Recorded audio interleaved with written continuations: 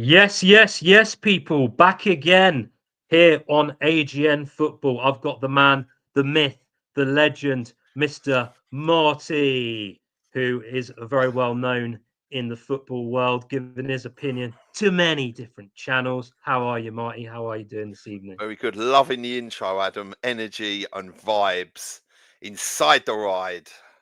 Yeah, it's good, mate. Good energy. Love it, mate. Working on these intros, getting them down to an absolute masterclass. Good. How you doing?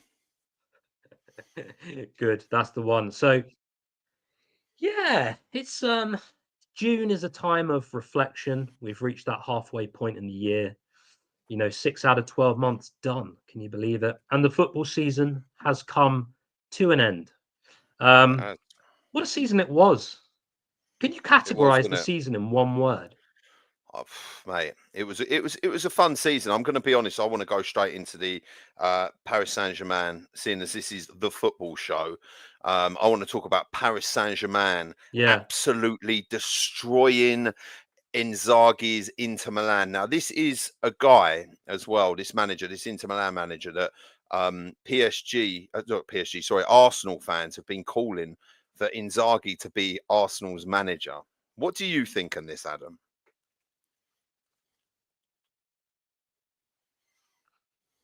I think that's very short-sighted. I have to tell all of the viewers because it's something that you and I both were really quite aghast at. There is a football content creator out there who goes by a certain name who was actually saying that Ange Postecoglou would be a An good ideal shout to replacement for replace Mikel Arteta. He had Arteta a little now. shortlist. He had a little shortlist, didn't he? He had a little shortlist, and when Ange Postecoglou was on it, I think we all died, and we certainly didn't go to heaven, and we couldn't quite believe Oh, our eyes. It was an interesting moment in the world of football, wasn't it? But listen, I think that PSG for me, no, that no, PSG it, it side, was it was crazy. A crazy that that suggestion. that Champions League night with PSG and Inter Milan, I think beating Inter Milan, who are a well set out football side. Defensively, they play five at the back, four in midfield, one Mm, up top at times, mm, and then sometimes the most they'll have up top is two. But they are very, very defensively minded, mm, and they absolutely rip them apart. And if you think that Arsenal, we've played them three times, PSG, we beat them the first time 2-0. We lost the second time 1-0, and we lost the second time 2-1, which means essentially, without being silly, mm, was 3-3 on aggregate. If you look at it that way, I understand they were missing a few players when we first played them. They didn't have Kvaratskhelia, who is an absolutely fantastic mm, player too. He's a baller and opens up defenses like a mm. hot butter slices through. Sorry, a hot knife slices through butter. He really is that good a player, and they just made Inter Milan look absolutely average. They really did, and it was a great night for me. That Champions League night final is always the best game of football in the calendar year, just due to each team buys their own players. They with their budget, they go out and buy the Mm, players they want. It's not like international football. Listen, I love the World Cup final; it's a spectacle. But Champions League football, they go and buy the mm, players they want. They put them in the team, they train them, they play every week, week in, week. They play every day with each other. They really mould these teams, and the level of football's just sublime. And that was proved on Saturday night by watching these teams go toe to toe. And it was a bad night for Inter Milan. I think Di mm. Marco should have been substituted within about 5 minutes. He can look completely off the pace. And sometimes people have bad starts, but you could just see there's something wasn't right there whatsoever. And I wouldn't be surprised if something came out in the papers about something had happened, because he just looked so off the pace. It was a joke, and he was completely way. He kept Hakimi completely onside for the first goal. He was yards You know, he should have been a lot tighter. It was Mm, a simple tap in for Hakimi. And on that note of Hakimi as well, one thing I love it, the spaces he gets into. You know, at times in that game, he's playing as a left winger, he's playing as an 8, a 10. He's all over the pitch. He has to be, honestly, probably the best right back in the world currently at the moment. He's absolutely phenomenal, popping up with goals left, right, and centre, and important goals as well. Plays like an absolute animal. And then Doué, obviously Kvaratskhelia, and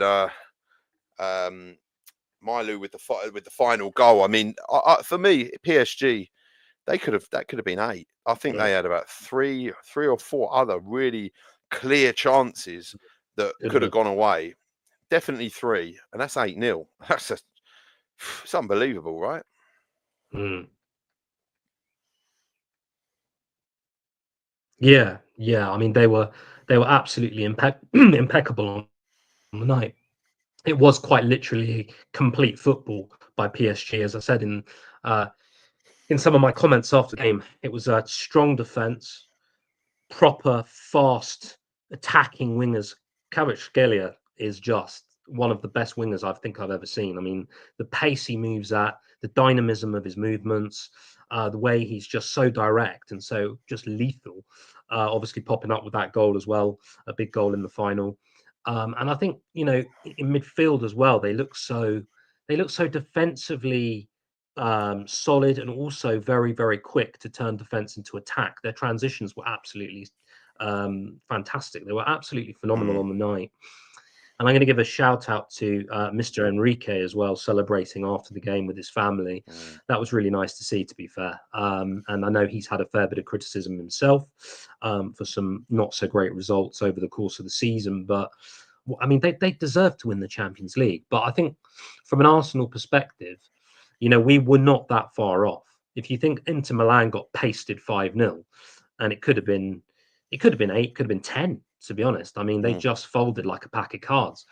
But the reality is, if we're not that far off and we didn't They have a folded like clinical a striker up deck top chair down on and we Brighton didn't have Beach. elements to our side, literally, it was literally like that. It was like trying to boil a chocolate kettle, and what you're left with is a load of liquid Of chocolate, mess. and there's no Loads strawberries. of mess. Sorry, that's terrible. Left with a mess. But anyway, Adam, yeah, no, they were just way to Adam, look average, very, very average at best. what what are you saying about the UEFA Nations League? We've got the semi-final. Got Germany v Portugal tomorrow night at 8 o'clock, and then we've got Spain versus France at 8 o'clock on Thursday night. Now, Spain and France, two outstanding teams with a plethora of awesome players. That I mean, both those for me, that game, the Spain and France game, is a phenomenal game, which Mm. I will definitely watch. They're two footballing sides with some unbelievable players. Obviously, quite a few of them play for Arsenal, actually. Obviously, you've got Saliba on one side, you've got Marino, Zubimendi. Well, not that Zubimendi's at our Yeah, club yet, but you'd like to think in the next few. Well, apparently by Friday he's going to be unveiled, so I hear. it will But be soon. yeah, I mean, I think that's done. And yeah, it will. That for me is the game. I'm not a huge international football fan, but that will be a top game. What do you think?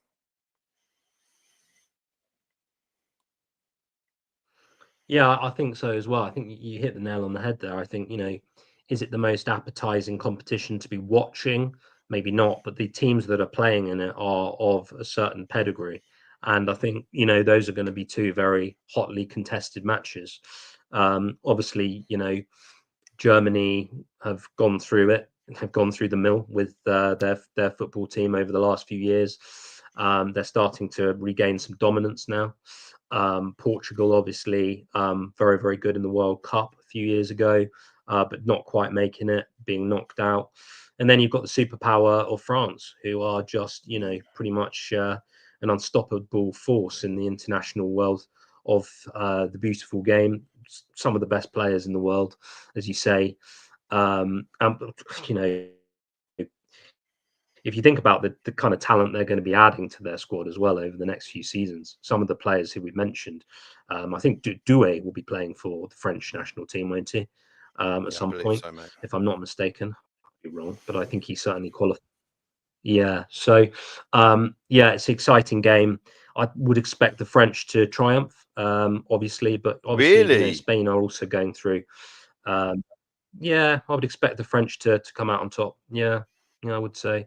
But Okay. then, that might be an opinion that's based on, you know, tournaments of yesteryear, whereas actually, who knows? I mean, football was a strange game. You never know. I don't know. I mean, I think Spain are still missing a few elements to their side. Do you? But Like who? yeah, they're going to be two very hotly contested games, and hopefully that will whet the appetite for international football again, because that's what we need. When you love the Premier League as much as we do, and the Champions League and these other competitions, you need to whet the appetite for international football. Sometimes it's a bit like, oh, there's another friendly or whatever, but these are good games. These are good games in their own right. They certainly are. I think when you What do you look think, mate? at What are your predictions? well, when you look at Germany Portugal, that for me is an interesting game. It really is. German side, they've been very hot and cold over the last few years. Is just the truth of it. I mean, the Mm, German side, even since when I can remember as a child, obviously when it was West Germany as well, were just fantastic World Cup Italia '90. And you go mm, through all those Germany sides, obviously Euro '96 and what have you, and they've always been there. But I feel that like a few years ago, they just really dropped off, and they were just getting some really weird results and just not playing how mm. they should. They were getting knocked out of tournaments early, and they just weren't that powerhouse. But I think in recent times, obviously now they're into the semis, and it's going to be interesting to see how they do against his Portugal side, a skilled side. They've got some, they have got some good players, and it's going to be interesting to see when you know when I think about these teams going against each other. So but like I say, the Spain and the France one is really the one for me. It's just got players all over the park. I really want to see, a bit more of Zubimendi, if I'm honest with you as well. Like the talk of him coming to Arsenal excites me. I think he's a perfect player. And then obviously there's this talk of Yeah, Gyökeres and yeah. potentially Sesko coming to Arsenal.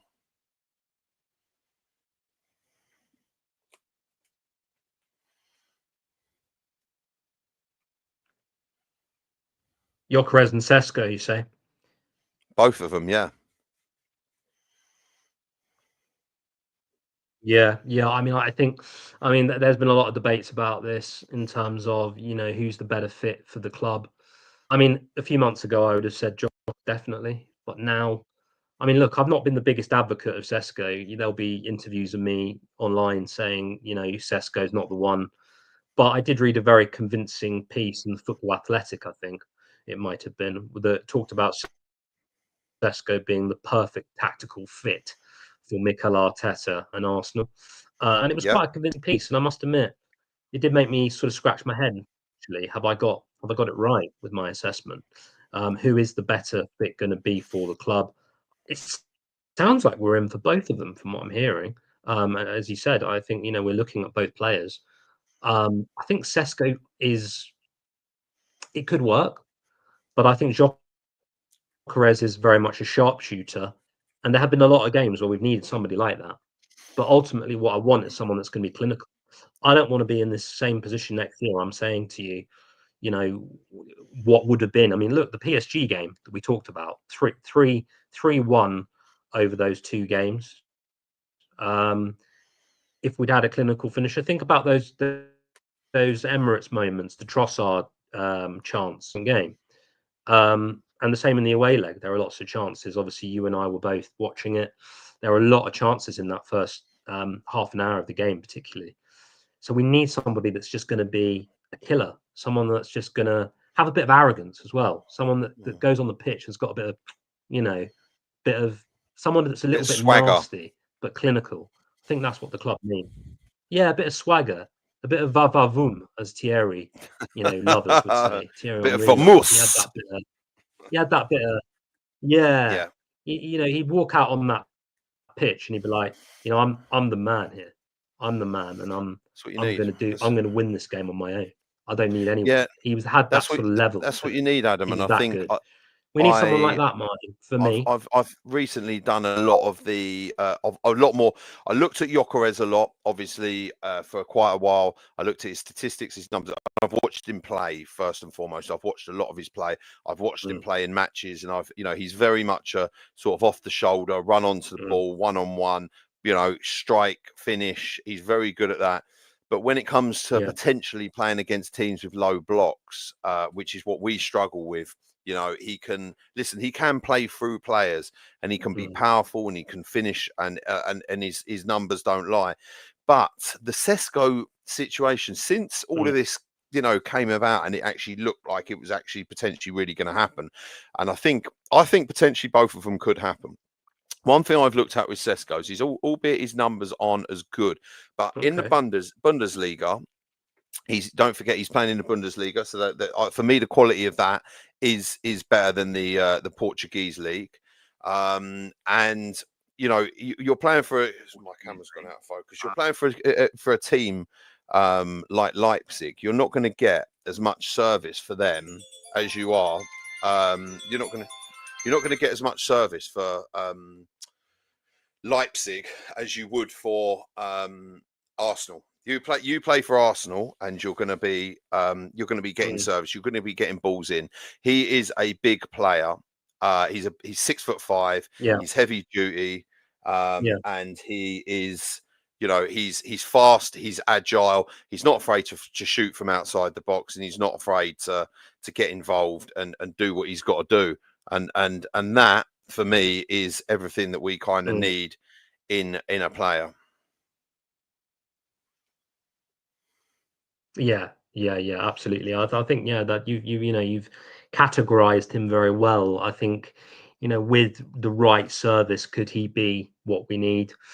A lot of people think so. I mean, I'm hearing on the grapevine that Mikel Arteta thinks he's the last piece in the puzzle. Um, I would humbly say that I think we need a fair bit more. I don't think it's just a case of, saying we need one player. We need backup for Saka. We need someone that's going to contest that position. We need a backup goalkeeper. That lad Neto from Bournemouth played one game, Marty, last season. Terrible.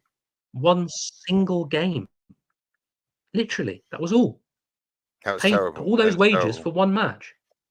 Terrible. I Terrible. And I mean, could have played that match. I would tell you what, I would have played that match for half them wages. and you probably would have made probably less mistakes, because you made a massive error in that game. Don't forget, He did make a you massive made a error. He made very, a very couple, big actually. mistake in He that was all game. over the shop. All over the Yeah, shop.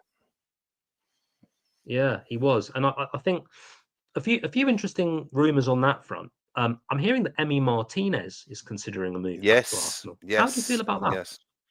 Do you know what? For me, Emi Martinez is one of the best goalkeepers in the world. He's obviously an Arsenal Mm, boy. He's been at Arsenal for most of a long period of his career. I know he struggled with leaving, from what I heard. I mean, he's come out publicly and said that he still loves Arsenal and he has a soft spot for Arsenal. And I think the one thing that I've always heard from mm, ex-Arsenal players is, when you leave Arsenal, you realise what a big club Arsenal is. When you go to other clubs, you realise what a huge outfit they are and how mm, they do things. It's just a different level. It's exceptional. I've been fortunate enough to be in and around the training ground, and obviously the Emirates all around that, and some other bits of the club, and mm, compare and with other clubs as well for comparison.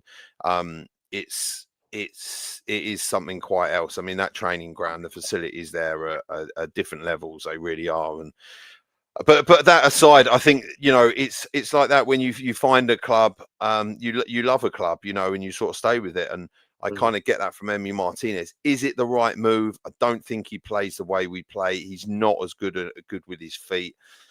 He's a good goalkeeper, and I really rate him. But I think this talk is only if Raya goes, and Juan Garcia right. from Espanyol, There's talk of him coming. And Yes. all of this talk essentially is centered. Do you know where it's from? It's from Real Madrid coming in for David Raya next season as the replacement for Thibaut Courtois.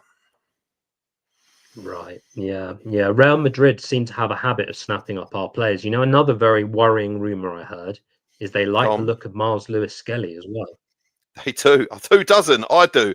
Who doesn't like the look of him? He's is phenomenal. He's one of the best left backs, especially when you consider the boy's 17 years old. He's absolutely phenomenal. They're raiding the Arsenal shop. Real Madrid are coming in and taking The all of club our shop. goods.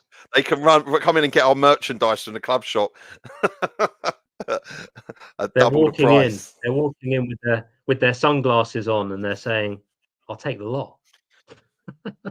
Yeah, I'll have it all. I'll have it all in an I'll have it Excel and all." all.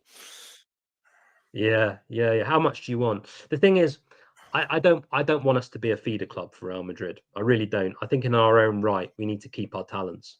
You know, Yeah, Saka, Skelly, Raya. You know, obviously Raya's not a HLM boy, but you know, the other two are.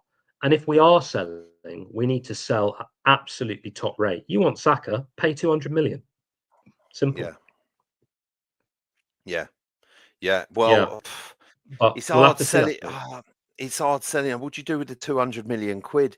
The problem that I think that I have with that situation is if we need to win something next year, realistically. Honestly, whether it's a Carabao Cup, an FA Cup, Champions League, Premier League. Mm, If I saw this Arsenal mm, side go toe to toe and to the wire in the Premier League, and they got into a Champions League final and they went and won the FA Cup and or the yeah, Carabao Cup, it would be a good season. If you did a league and cut, league and FA Cup double, that would be, and obviously got that far in those competitions. I mean, you could only be dreaming of fighting on all four fronts and going that far. That's a great season. Or winning the yeah, Premier League, and then if one of your players like Saka does want to go, but 200 million, it's kind of like, no, he's so young, you want him to stay. He's an Arsenal boy, and mm, it's always going to be hard getting rid of top players because we've spent so long getting this team together, and we're a few pieces away, I mm, reckon, from really competing massively. yeah. And I mean, look again. I refer back to that Champions League final. How far we took PSG. We really did. We kind of We do. out of all the clubs that I think they've played, we've probably done the best against them. Like, they opened up into Milan. Mm. And I'd like to say that if I after seeing that, I'd fancy our chances against Inter Milan in the final. Yeah, I would have as well. I think, I think if we made it to the final, the painful thing is, if we made it to the final, I think we'd have won it. And I really do. Mate, we I think we would have won 100% we that would have. final. 100%. 100%. 100%. We would have. So, There's no doubt. If we'd have played that Inter Milan team like that, we would have beaten them hands down, mate. Hands down. DeMarco, as you said, DeMarco looked. I don't know. Obviously, I don't want to be accused of sensationalism, but I'm pretty sure he was tearful on the touchline when he came off as well. I think he was hit quite hard emotionally by being taken off or whatever happened. Obviously, he was run riot in that first half. Yeah, I'm not surprised, mate, because in the first half they were overloading on him and playing the balls down to him. But um, what's his name? Luis Enrique spotted that straight away. He saw it straight Mm, away. It wasn't at the races, and threw everything at him. And yeah, he was upset. You would be. He had a stinker. He had an absolute shocker. And a game on that stage to have that sort of performance, you're not going to be happy, realistically, are you? cruel. No, no, no, and it's a reminder that the sport can be cruel at times. If you're not on your game, you are going to be found out at this level. It doesn't matter whether you're playing Premier League, Champions League, Europa League, these top level competitions. You are going to be caught out if you are not at it. And that was unfortunately a very, very harsh example of somebody that was literally, he had his position laid bare right in front of his eyes as those goals were going in. And I'm only surprised they didn't hook him sooner. as a sort of a mercy substitution in a way. I'd have taken him off, at 45, but I think he didn't get rid of him until 60. I think it was took him off at Yeah. 60 or so, maybe 55, 60. He came off. 45, But Adam. I would have had him off after 5. yeah.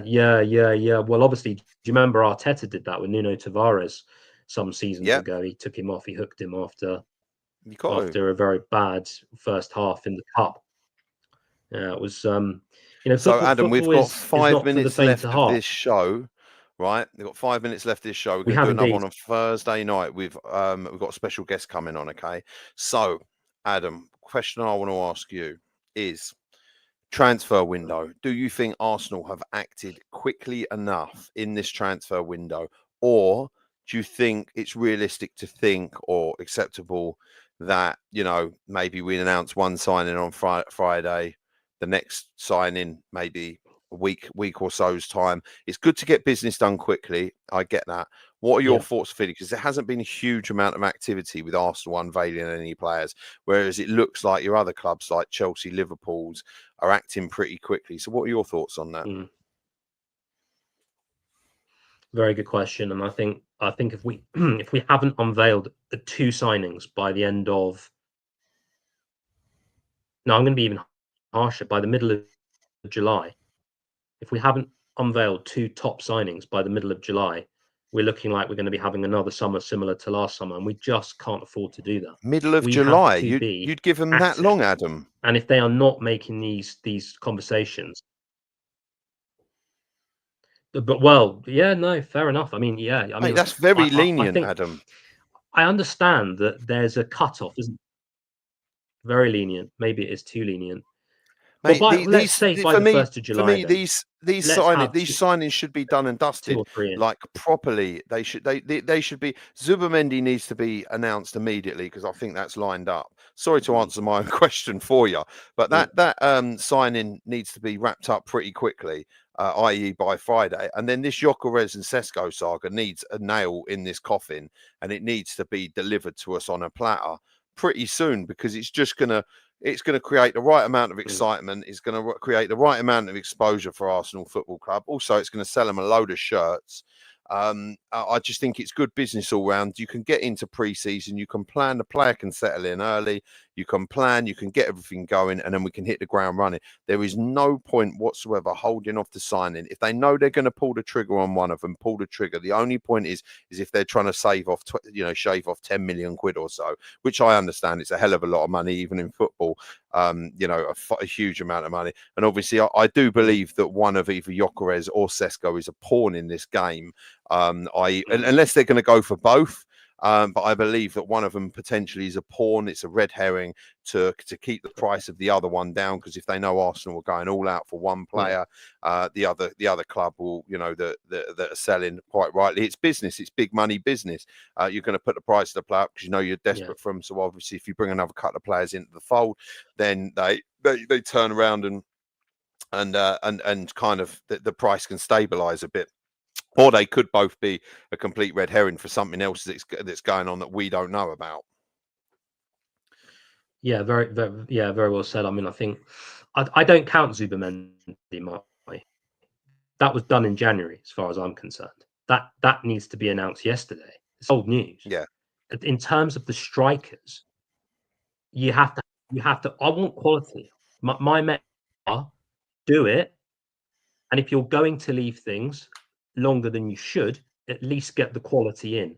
I don't want to see some part-timer come in on the last day and for us all to be saying, "Oh well, let's give him a chance." You never know. He might contribute a goal or two here and there, because we did that with Sterling, and Sterling was Yeah. absolutely abysmal. I don't want to see that again. So we need top talent. We need it coming through the door, and I think we need 4 or 5. I don't think it's just going to be enough to get Zubimendi and a striker. I won't be happy with that. I'm sure you won't be we happy need with another that, and player. I'm We sure need there are a lot another of player. fans that's not going to satisfy the criteria. But it's a very interesting summer that we're going into, possibly the most crucial that we've had over the last 4 or 5 years. And they've got to do it. And if they don't do it, there's no excuse. There's absolutely no excuses that they've got left. They've run out of excuses. You know, we don't have a sporting director. Oh, well, you know, we weren't sure. Was he the right fit? Wasn't he the right fit? Those excuses have to be dismissed now completely. Yeah. None of them will hold water if we don't do what we need to do. But it's going to be a very interesting summer transfer window for sure. And let's hope in August we're coming back with a new name on the back of our shirts. And we're excited to, and ready to go because we have to be. Whose name will you get on the back of your shirt, Adam, next season? I might be tempted to get a Gyökeres if we get him. I might be tempted Really? by that because I You've got think, that now. You've yeah, got I that might be written all tempted by over it, considering you're Gizmarakis. Adam Gizmarakis goes for Gyökeres. yeah, yeah, yeah, yeah. He's a man. We have a bond already. Come on, Gyökeres, sign for the club, please. Love it. Love it. Yeah, no, this has been fun. For viewers who have watched, I've seen a couple of people have dipped in and out during the live because we are live at the moment on YouTube. Anybody watching, thank you for watching. If you're watching after the fact, which most likely you probably are, please do drop a subscription on the channel, a like, and get your comments in as well. Let me and Marty know what your thoughts are because ultimately we want to know what you think too. We will be doing more regular podcasts on the channel, and Marty and I will have more to say and more to bring you on that as we go through. But as always, mate, it's been a pleasure. Very well said, Adam. We're good, No, aren't it's we? good. We're It's good. been We an know absolute what we're been an doing. absolute pleasure, mate. Do you know what? There's one thing I will say is a bit of time delay on this. There's about a 3 or 4 second time There is. delay on this podcast, and it I has thought been that. throughout. It's a technical issue that me and Adam haven't sorted out, but we will get it sorted out. And I'll tell you what, I don't know if We anyone, will. but I've been trying to counteract this. So I've been saying stuff, and then it's been sort of finishing, and then Adam's having to catch up with it. So I hope it's all come out all right, and I hope it's all been fun and it's all sounded good. You know, and you haven't noticed it too much, but it will get sorted out for the next one.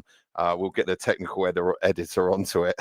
And yeah, good stuff, We will. Adam. It's been a great night. Thoroughly enjoyed. Please subscribe. Please like. Please comment, as Adam said. And we will see you very soon.